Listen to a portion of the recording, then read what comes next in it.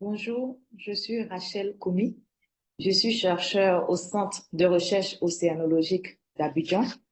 Je suis chargée de valorisation des résultats de la recherche et de l'innovation dans ce même centre. Je suis membre de l'équipe projet de l'école structurante de formation au processus de collaboration et d'innovation dans un projet de recherche. Le plan de ce webinaire: en un, présentation de la formation; en deux, les échanges entre nous. La justification de ce projet structurant de formation est que les scientifiques aujourd'hui sont confrontés à l'acquisition de nouvelles compétences en lien avec l'innovation, la collaboration et l'autonomie dans le financement des projets de recherche et développement. Les scientifiques font face aux défis des menaces climatiques, environnementales, écologiques, énergétiques et sanitaires de notre siècle. Ainsi, la recherche scientifique et les scientifiques doivent proposer des solutions innovantes, viables et accessibles tant pour la communauté scientifique que pour la population en général. Il existe une méthodologie documentée et expérimentée de l'innovation scientifique qui joue un rôle crucial en facilitant la collaboration scientifique dans la co-construction et le développement de projets qui répondent efficacement aux besoins de la société. Et sans cette méthodologie de la co-construction et le développement de projets qui répondent aux besoins de la société, la collaboration entre le monde scientifique et le monde externe à la science est un peu difficile. Pour cette raison, notre équipe a proposé l'école structurante de formation au processus de collaboration et d'innovation, CIRCI 2024-2026, donc qui a une durée de 3 ans. Donc, l'appellation projet structurant de formation, école structurante de formation est un dispositif de l'IED, qui appuie les équipes. Et nous, notre équipe bénéficie donc d'un financement de l'IED. Et c'est un projet qui a été soumis à l'IED et qui a été accepté pour cofinancement. L'IED cofinance une partie et nous avons d'autres partenaires également qui nous appuient et qui nous cofinancent sur le PSF. Le public cible de la formation, ce sont les enseignants-chercheurs, les chercheurs et les doctorants qui collaborent avec l'IRD en Côte d'Ivoire. Vous êtes membre de LMI, Laboratoire Mixte International, de URM, Unité Mixte de Recherche, d'une GAI, Jeune Équipe Associée, d'une COSAV, Communauté de Savoir. Vous êtes chercheur français en affectation en Côte d'Ivoire. Vous êtes membre d'une équipe, d'un programme qui collabore avec l'IED en Côte d'Ivoire. Vous collaborez d'une autre façon. Soit vous êtes membre d'une équipe d'un PFS, vous collaborez avec les hip-hop ou votre structure, votre laboratoire, votre département a une convention avec l'IED, alors vous êtes éligible. Par exemple, dans le cas du PFS, le Centre d'excellence sur le changement climatique, la biodiversité, l'agriculture durable, le CACCBAD, collabore sur ce PFS. Le Centre de recherche océanologique collabore avec l'IED sur ce PFS, donc les chercheurs, les doctorants de ces deux structures sont éligibles à cet appel.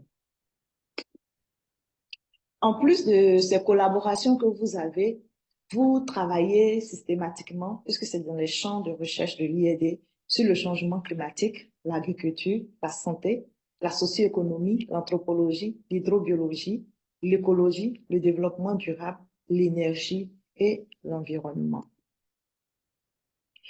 Dans l'AMI, nous avons mis le lien avec les thématiques de l'IED. Je vais vous expliquer un peu ce qu'on voulait dire.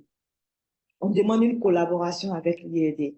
Si vous avez une collaboration, une convention avec l'IED, c'est que vous êtes systématiquement dans les liens des thématiques de recherche avec l'IED qui sont orientés sur 3 grands enjeux globaux de recherche, qui sont le dérèglement climatique et les changements environnementaux qui lui sont directement ou indirectement associés, le déséquilibre lié à l'aggravation des inégalités sociales entre les pays la nécessité de parvenir à des modes de consommation et de production durables. Donc, pris par point, il y a la biodiversité, il y a le changement climatique, il y a les géoressources et leur durabilité, il y a le littoral et l'océan, il y a les migrations, le concept d'une seule santé, la terre et les sols, les systèmes alimentaires durables et la ville durable. Si vous avez déjà une collaboration l'IED, vous vous situez systématiquement dans ce champ d'action, dans les thématiques que nous avons énumérées tout à l'heure. Je vous explique aussi le lien avec le concept de ville durable énoncé dans l'appel à manifestation d'intérêt. J'ai pris sur Google la définition du concept de ville durable. C'est une ville qui cherche, en application des principes du développement durable, à prendre en compte dans ses aménagements et son fonctionnement les enjeux socio-économiques et environnementaux. Donc, c'est une ville économiquement viable, socialement vivable et respectueuse de l'environnement, en y ajoutant la participation citoyenne. Donc, vous respectez ce champ de recherche, cette thématique de recherche. Vous avez une collaboration avec l'IED, une collaboration directe par votre personne, une collaboration indirecte par votre structure, par votre laboratoire, par votre équipe de recherche, par un projet de l'IED avec lequel vous collaborez, par un grand programme, un grand axe de recherche sur lequel vous collaborez avec l'IED, vous êtes éligible. Mais en plus, on vous demande d'avoir une idée de projet, de vouloir avoir une envie d'agir, de vouloir faire quelque chose, de porter une souffrance qui est liée à un problème de la société ou bien un problème local qui est en lien avec votre recherche. Et ce sujet-là, vous pensez que vous pouvez intervenir et que vous pouvez essayer de co-créer et co-développer des solutions. Si vous avez une intention, si vous voulez agir sur un problème local, comme je le disais, si vous voulez collaborer au sein de votre équipe de recherche sur ce problème, si vous voulez collaborer avec le secteur public et privé, les industries, les collectivités et les sociétés civiles et bien d'autres, ou plus d'impact sur ce problème-là, en ce moment, vous êtes bienvenus à la formation.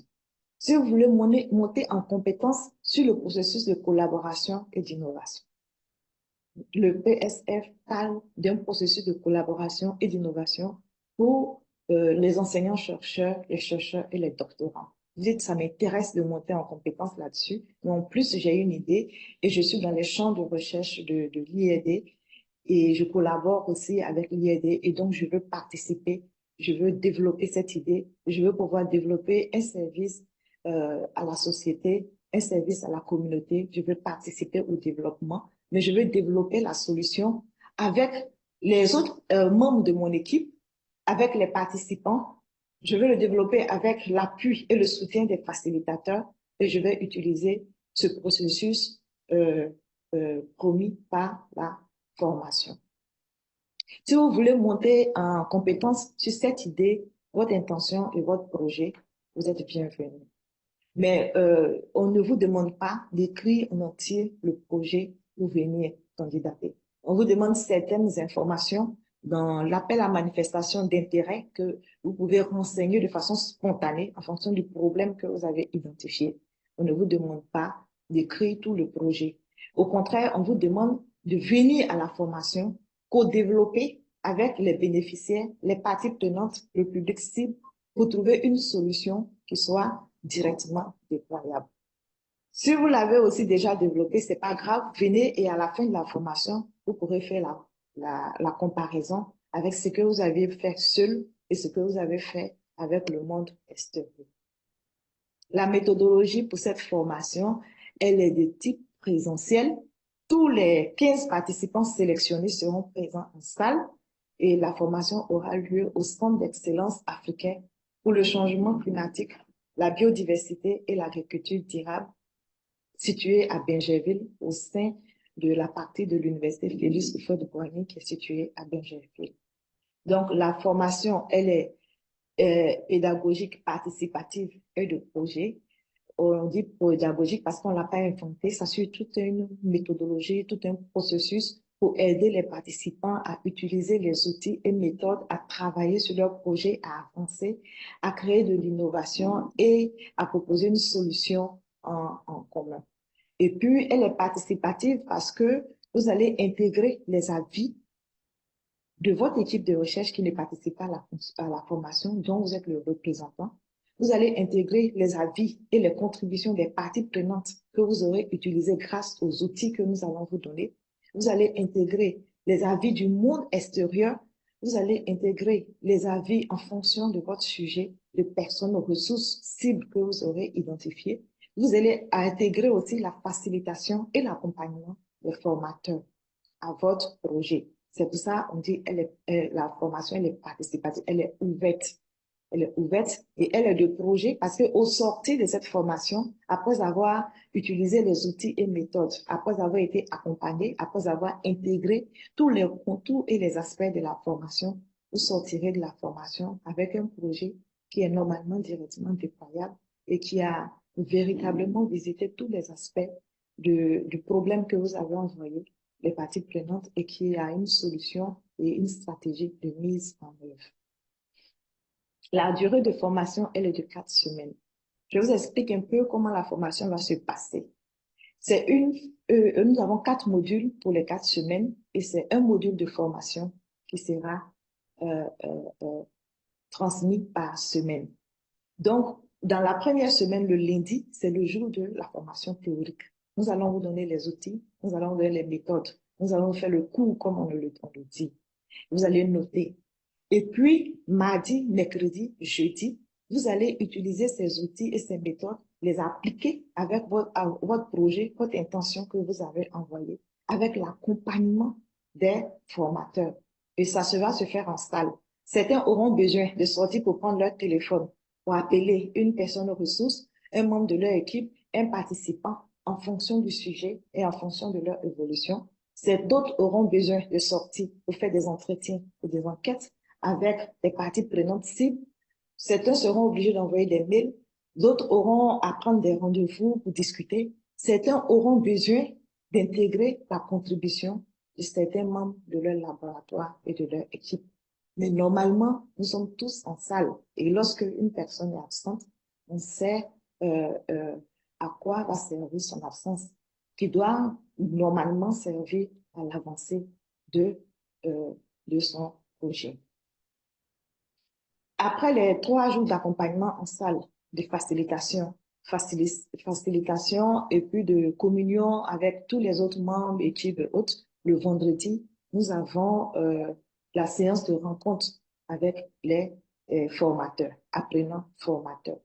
C'est ce jour-là qu'on va regarder si vous avez utilisé tous les outils et méthodes sur votre problème identifié et si vous avez pu utiliser le module pour avoir un résultat qui vous permette de passer à la deuxième étape. Il y aura aussi des petites évaluations. Nous allons vous donner des fiches et vous allez nous dire si vous avez réussi à utiliser tous les outils et méthodes qu'on vous a donnés sur votre projet et qu'est-ce que vous avez obtenu. Si vous n'avez pas réussi à les utiliser, pourquoi? Est-ce que vous avez réussi à intégrer les membres d'équipe aux différents outils pour qu'ils suivent l'évolution? Pourquoi? Et est-ce que vous avez acquis ces outils et méthodes au point où vous puissiez les diffuser dans votre équipe? Et si oui, vous serez amené à donner une note sur 4 sur votre capacité à utiliser les outils et les méthodes. Et puis, vous aurez à dire ce que ça a apporté à votre projet, l'avancement, ce que ça vous a apporté. Ça, c'est le vendredi. Et nous faisons ce point-là, nous faisons les rattrapages avec les apprenants. Parce que si on n'a pas intégré le module 1, on n'a pas les résultats du module 1. Comme c'est un processus, on ne pourra pas passer à l'étape 2. Alors que le vendredi, nous nous quittons, mais le lundi, tout le monde passe avec le stade auquel il est arrivé le vendredi au deuxième module. Tout le monde doit passer au deuxième module. Donc, c'est le vendredi que nous faisons le point pour être sûr que nous sommes tous prêts pour passer à la semaine 2, ainsi de suite. Et en fin de la formation, vous aurez des certificats de formation.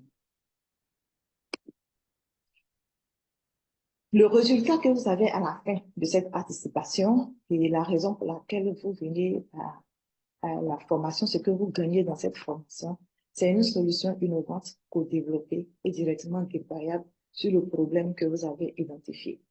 C'est une montée en compétences dans la compréhension des concepts de l'intelligence collective, la créativité, la communication, le développement d'une pensée critique, l'innovation, la transition écologique, sociétale, numérique, les concepts d'objectifs de développement durable et de ville durable. Nous allons confronter vos solutions dans leur développement au concept des objectifs de développement durable et à la vie durable. Lorsque vous aurez formulé la solution dans son idéation, dans son développement, nous allons vous dire quelle serait cette solution si elle devait être innovante par rapport à votre écosystème. Que serait cette solution si elle devait être innovante pour être dans les objectifs de développement durable ou pour être en lien avec le concept de ville durable. Et c'est tout ça qui va vous permettre d'innover, de trouver quelque chose de nouveau qui n'existe pas déjà dans l'écosystème du problème que vous avez porté à la formation. Donc, vous allez monter en compétence sur votre propre projet. Parce que vous allez voir, j'ai dit, on n'est pas loin de la recherche, on est toujours dans la recherche, nous sommes des enseignants-chercheurs, nous ne ferons pas autre chose. La méthodologie a été adaptée pour la recherche et donc il y a la revue bibliographique, je dirais même la veille scientifique sur votre propre projet en un temps court et vous serez très à l'aise pour discuter sur tous les sujets, les sujets en lien avec le problème que vous avez identifié grâce à la revue bibliographique, à la veille scientifique que vous aurez fait pendant la formation en un temps court avec les outils, mais vous serez très productif même sur le temps court. Et puis, vous serez à l'aise aussi pour communiquer efficacement des idées et des solutions au public scientifique ou non scientifique et puis aux partenaires que vous aurez identifiés. Voilà, les formateurs, vous avez M.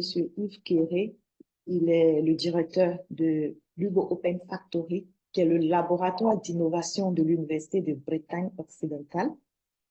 Il vient d'être nommé vice-président de cette université-là, en charge des transitions. Une reconnaissance de travail acharné de plus de 10 ans auprès d'enseignants-chercheurs, des collectivités et de la société. Et il est lui-même enseignant-chercheur, il est maître de conférences en physique. Il a laissé la progression académique pour se consacrer entièrement à la capacité de ce processus, de cette méthodologie, à aider à trouver des solutions nouvelles. Et il a accepté de venir sur la Côte d'Ivoire pour déployer cette méthodologie avec nous. Et M. Yves Kéré était déjà en Côte d'Ivoire en 2019, où il a eu à faire des conférences et des activités avec les enseignants chercheurs et avec le ministère. Vous avez sa collaboratrice directe, Sarah Noll. Elle est ingénieure pédagogique, elle est formatrice, experte en intelligence collective, créativité, design thinking. Et puis, elle sera là à la formation pour nous accompagner. Elle a aussi plus de 10 années d'expérience et elle maîtrise bien cette méthode et ce processus-là. Après, Madame Sarah Noll, vous avez le professeur Ouattara Fatou Sherazade, épouse Soro. Elle est enseignante-chercheur à l'UFR Biosciences. Elle est du Centre d'excellence africain pour le changement climatique, la biodiversité et l'agriculture durable, où elle est en charge des relations avec les industries. Elle est co-porteuse ivoirienne sur le PSF. Et puis, vous avez moi-même, Rachel Koumi, je suis chercheur au Centre de recherche océanologique, chargée de la valorisation et de l'innovation. Professeur Ouattara Soro Sherazade et moi-même, nous avons été formés par Yves Kéré et Sarah Noll. Et les différentes formations se sont étalées depuis 2016 à aujourd'hui. Et même sur cette formation encore, ils vont nous coacher, ils vont nous accompagner à nous approprier la manière de faire. Ils vont nous accompagner à être autonomes au fil des années pour pouvoir faire cette formation encore plus différente. Pour l'année 2024, nous attendons 15 enseignants-chercheurs, chercheurs et doctorants, 10 enseignants-chercheurs et chercheurs et 5 doctorants. Nous espérons avoir une parité entre hommes et femmes dans les participants. Nous espérons, parce qu'il faut répondre à l'AMI pour être candidat. Si nous n'avons que des femmes, nous ferons avec les femmes. Si nous n'avons que des hommes, nous ferons avec. Si nous n'avons que des doctorants, si nous n'avons que des enseignants, chercheurs et chercheurs, la promotion de cette année sera ainsi. Par contre, si nous avons plus de 100 personnes, nous avons plus de postulants avec une grande diversité, hommes et femmes, enseignants, chercheurs et doctorants, nous ferons en sorte, avec les critères de sélection, d'avoir une parité hommes et femmes. Cette année, le PSF va commencer le lundi 1er juillet avec un atelier de lancement de la formation avec les parties prenantes. Et à cet atelier, nous devons présenter les 15 participants de cette année. Et aussi, il y aura le parrain. Nous espérons que la promotion soit parrainée. Il y a un parrain qui va accompagner cette promotion et qui sera une guide aussi pour les 15 participants de cette année. Et les dates de la formation, c'est du 8 juillet au 2 août. Et j'ai déjà dit que ce sera au centre de l'excellence africaine sur le changement climatique, la biodiversité et l'agriculture de l'Université Félix Houphouët-Boigny, située à Blainchère-Ville. J'ai dit 4 semaines de formation pour 4 modules, à savoir un module par semaine. La première semaine, ça sera l'exploration du projet, des besoins et des parties prenantes, la définition du problème central à traiter. La deuxième semaine, le deuxième module, ça sera l'exploration de la solution, l'idéation, l'identification des concepts. Et puis, la troisième semaine, ça sera le module 3, le prototypage et la définition de la stratégie de mise en œuvre de la solution du projet et de développer. Et puis, la quatrième semaine, ça sera la synthèse des données et la préparation de la livraison, la communication, la restitution et l'évaluation des participants.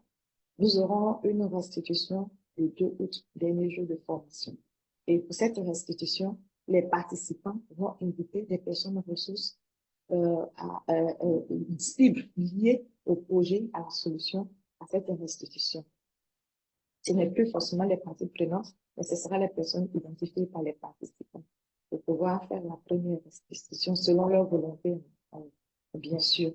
Et puis après, nous allons faire une évaluation générale avec les participants. C'est pas une évaluation notée, mais nous allons comprendre ce que la formation leur a apporté et ce qu'ils ont pu faire de leur idée, intention, projet porté à la formation et savoir s'ils se sont appropriés tous les outils, la méthodologie et s'ils sont capables de diffuser dans leur équipe projet et auprès de leur collaboration. Et puis, l'AMI, l'appel à manifestation d'intérêt, doit être renseigné et soumis à l'adresse psfcolab.ci@gmail.com au plus tard le 31 mai à minuit. Et puis, la sélection des participants, nous aurons fini en fin mai, début juin, la sélection des participants. La communication par mail à chaque participant qui est retenu pour la formation à partir du 10 juin. Et puis, contactez-nous pour toutes les difficultés que vous aurez pour soumettre votre candidature. Donc, vous devez forcément passer par l'AMI qui est diffusé dans tous les réseaux, partagé par l'IED, que nous-mêmes nous envoyons dans les mails, que toute l'équipe de recherche est outillée à transmettre, à partager au maximum. Et je vais mettre aussi en lien dans ce Zoom que vous pouvez récupérer pour les personnes qui ne l'ont pas. Et puis, l'appel à manifestation d'intérêt est composé de l'information personnelle et de votre institution, de votre collaboration avec l'IED. Si vous êtes du Centre de recherche océanologique, la collaboration c'est le PSF, IED et le CRO.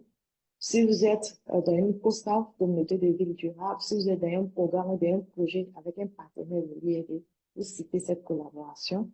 Et puis, il y a des informations personnelles spécifiques sur vous qu'on veut savoir, votre projet, votre intention et l'idée que vous apportez à la formation. C'est pas pour compliquer l'AMI, mais nous avons besoin de ces informations pour que, au cas où nous devons sélectionner 15 personnes sur un nombre plus élevé, nous ayons des critères de choix pour avoir une promotion dynamique qui puisse restituer la formation cette année, mais qui puisse venir témoigner un an après du succès et du fait qu'ils ont continué sur les projets qui ont été développés.